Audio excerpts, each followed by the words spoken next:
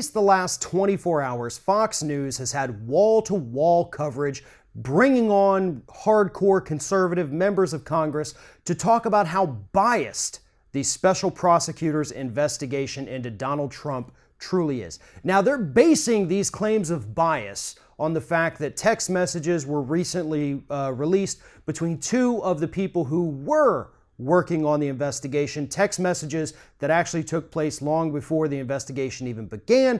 And when Special Prosecutor Bob Mueller found out about this, he immediately got rid of them from the investigation. Now, Fox News is not happy with that. Republican lawmakers, including my idiotic House Representative Matt Gaetz, are not happy about this. They say that the entire investigation is completely tainted because two people had text messages with one another where they expressed disinterest and their dislike for Donald Trump. They called him an idiot. Well, I don't know if Fox News is aware of this, but over the summer, Rex Tillerson, the Secretary of State, actually called Trump a fucking moron, quote, and he still has a job. So I don't understand what's so bad about these two people having opinions about politics. Everybody's allowed to have those. Furthermore, it's not illegal for them to do this. It's not even unethical. They did not break any rules in terms of the investigation, in terms of their jobs, or anything like that with regards to these text messages. And the icing on the cake is that as soon as Bob Mueller, the special prosecutor, found out about it, he pulled them off of the investigation. What more do you want? Mueller himself worked at a law firm that defended Jared Kushner and Michael Flynn. Yet I don't hear them saying that that could be a pro-Trump bias within the investigation. Here's the reason Republicans, and especially Fox News, who, I'm not kidding, they won't shut up about this. Here's the reason they want this to end and why they're trying to spread these claims of bias. They know that the end is near, and the end is Donald Trump. They know, because they see the writing on the wall. They understand how this investigation has progressed. They've seen the organizations that have now been subpoenaed for records, like the banks. They know that Donald Trump is going to eventually be indicted on something.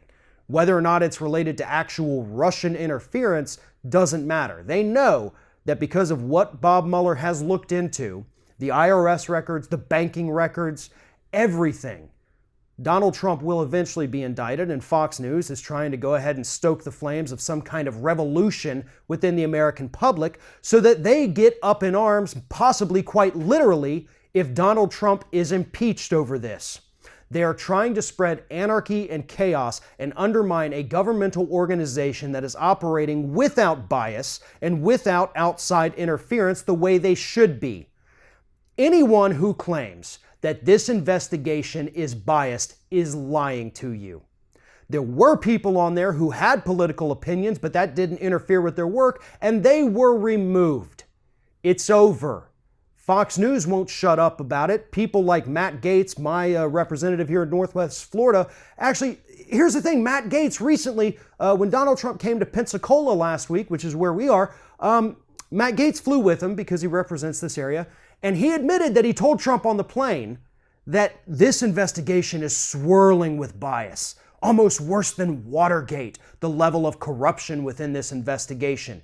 He is trying to feed Donald Trump false information to get this investigation to stop. That is what Fox News is doing to the American public, and there are other members of the Republican Party who are serving as elected officials in Washington, D.C., trying to do the same. Do not believe these claims of bias. They have been debunked. The people who committed this bias, allegedly, have been removed. 4 people have been indicted. 2 have pled guilty.